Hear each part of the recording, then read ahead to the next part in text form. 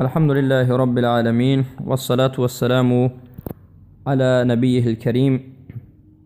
اما بعد، سوال کرده شدیم که آیا اقتدا کردن به کودک یا یک پسرچه‌ای که به سن بلاغت نرسیده است جایز است یا نیست؟ مثلا در یک خانواده پدر و مادر و برادر و اهل خانواده به یک پسر بچه‌ای که در سن تمیز است، سن تمیز یعنی 10 ساله یا 11 ساله از 7 ساله بالا، اقتدا کردن به صبی کودک یا که اقتدا کردن به یک جوان پسری که به سن تا سن 11 است، تمیز در سن بلاغت نرسیده است، اقتدا کردن به این جایز است یا نیست؟ بارک الله فیکم. در این مسئله علما اختلاف کردند، اما جمهور فقها، جمهور علما، حنفیه، مالکیه، حنابله رحمت الله علیهم اجمعین، اقتدا کردن به صبی که به بلاغت نرسیده است این را چه میدانند؟ جایز نمیدانند. برای اینکه در این سه مذهب، مذهب حنفی و مالکی و شافعی،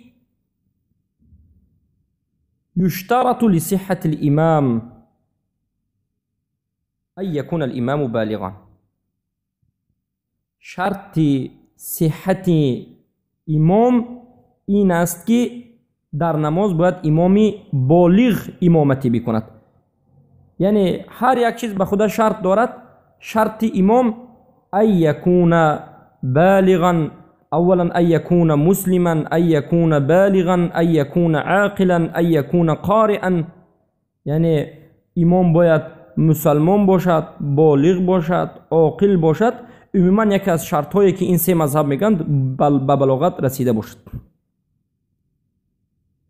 پس در حالتی که میگن انسان بالغ هست، باید انسان بالغ امامتی کند و انسانی یا که مثلا پسر بچه های کودک یا که ممیز، یعنی پسر بچه هایی که از کودکی برآمده است و اما حالا به بلاغت نرسیده است، بین کودکی و بین بلاغت که سن تمیز میگن، یعنی از سن 7 ساله تا 10 11 12 ساله، در این حالت میگن به نماز فرض امامتی نکنند. این یعنی سخن قول جمهور است. اما در نمازهای نفل به مانند نماز تهجد خواندن، نماز تراویح خواندن، اگر این حتی کودک یا که سن تمیز بوده هم امامتی کند و وی اقتدا کردن باقی ندارد، یعنی جایز است. اما مذهب شافعی رحمت الله علیه میگن که باقی نیست در سن تمیز، یعنی کسی که از سن 7 8 ساله تا سن 11 12 ساله در این حالت به بلاغت نرسیده است، اما در این حالت هم میتواند که امامتی کند. یعنی این سخن دوم است، مذهب دوم که شافعی است. اصلا اگر نگاه کنید در مذهب ابو حنیفه رحمت الله علیه مطلقاً جایز نیست کسی که سن سالش 10 12 ساله است هیچ وقت هم جایز نیست که امامی انسان‌های بالغ باشد. اما امام شافعی رحمت الله علیه باشند از درون 4 مذهب یگانه مذهبی هستند که برای امام شدن شرط بلاغت را نگذاشتند، یعنی بالغ بودن شرط نیست. در مذهب امام شافعی رحمت الله علیه فرقی ندارد که نماز فرض است یا نماز نفل است. در نزد امام شافعی شرطش بلاغت نیست. حدیثی که امام شافعی رحمت الله علیه میارند حدیث عمرو بن سلمه است. یک صحابه کوچک در سن 6 سالگی یا 7 سالگی به قوم خود در عهد رسول اکرم صلی الله علیه و سلم، در زمان رسول اکرم صلی الله علیه و سلم امامتی میکردند. پس امام شافعی میگن که اگر یک صبی، یک کودک، یک سنی در تمیز است یا که در سنی صبی است و کودک است، قاری خوب باشد، قرائت قرآن را خوب بکند و فقیه به نمازش باشد، در این حالت اقتدا کردن جایز است. پس امام ابن حجر عسقلانی در کتاب شرح صحیح بخاری که فتح الباری است ذکر میکنند که امامت کردن کودکان، یعنی وقتی که کودک، پسرهای کودک، پسر بچه یاش امامتی میکند، نماز درست است، اقتدا کردن به این درست است. خیلی که یکی از بزرگترین تابعین در این مذهب هستند که حسن بصری و شافعی و اسحاق ابن راهوی استاد امام بخاری، و میگن که اما امام مالک و امام ثوری، سفیان ثوری و ابو حنیفه و احمد این چیز رو کراهیت دانستند. پس این دو مذهب بود. مذهب جمهور گفتند جایز نیست، در فرض جایز نیست، در نفل جایز است، و مذهب امام شافعی و حسن بصری و اسحاق ابن راهوی این است که در هر دویش هم جایز است. اقتدا کردن پسر بچه جایز است، در خواه در سن کودکی باشد، خواه در سن تمیز که از 7 تا بالاتر 11 12 سال است، در همه حالت اقتدا کردن به کودک هم در نماز نفل و فرض جایز است. اما قول راجح کدام قول است؟ از این دو مذهب قول درست کدامش هست؟ قول راجح این است که والله اعلم، خیلی که علما میگن انه تصح امامت الصبی الممیز، یعنی به نماز گذاشتن کودک بچه که کودک نیست بلکه در سن تمیز هست، این درست است. یعنی از سن 5 6 7 سالگی رو میگیم ما سن کودک، اما از سن 7 سالگی تمیز میشد، کودک است اما عقل دارد، بدی را از نیکی جدا میکند، فساد را از صحیح و سالم درست جدا کرده میتواند.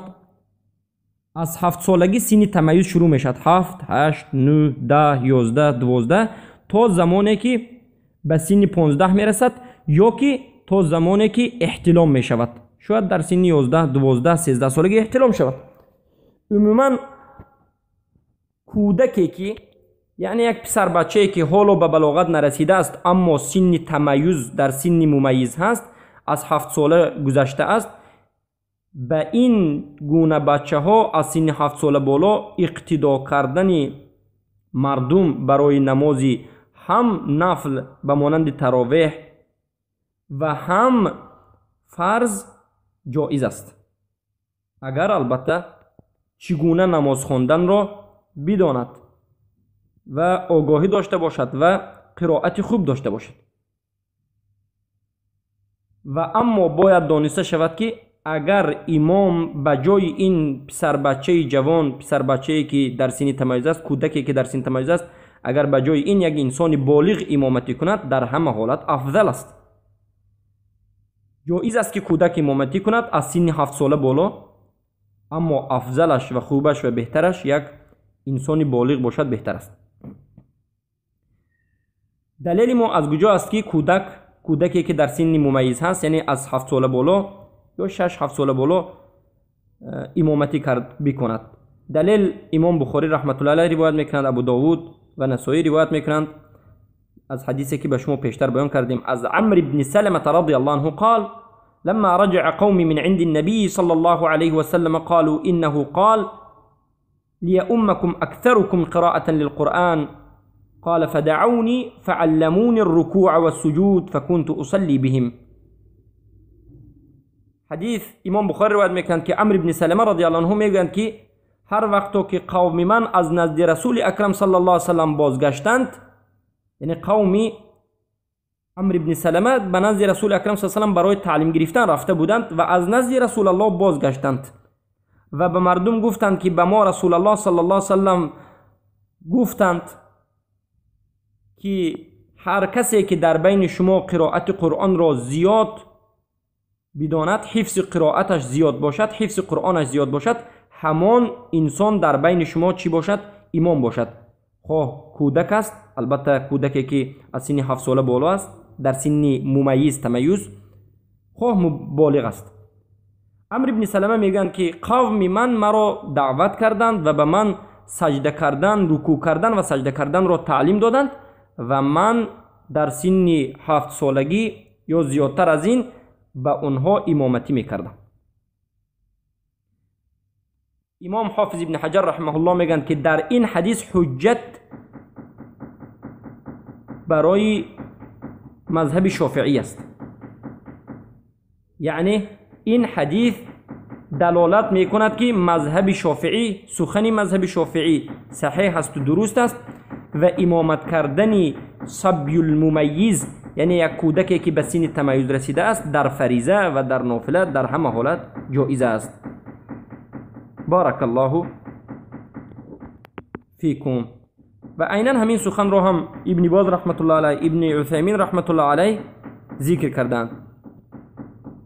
اما ابن عثیمین رحمت الله علیه در بعض جاها گفتند که امامت کردن صبی به اون شخصانی که از خودش بزرگ است، یعنی امامت کردن نابالغ به بالغ، صحیح نیست. اما در حالتی که بالغی که در پشت صبی اقتدا میکند قرائت را نتواند، نماز را نفهمد، در این حالت کودک اقتدا کند بهتر است و خوب است. اما صحیح است و درستش جایز است خیلی که ما به شما حدیث بخاری را ذکر کردیم. عموما کودک از سن 7 سال بالا تا سن بلاغت اقتدا کردنش جایز است. دلیل حدیث عمرو بن سلمه است که امام بخاری و ابو داود و نسائی ذکر میکنند. اما افضلش و خوبش اگر بالغ باشد، قاری باشد، نماز را فهمد، این بهتر است و افضل است. بارک الله فیکم. که این جواب به نوبت با تمام وجهاش ذکر کرده شد.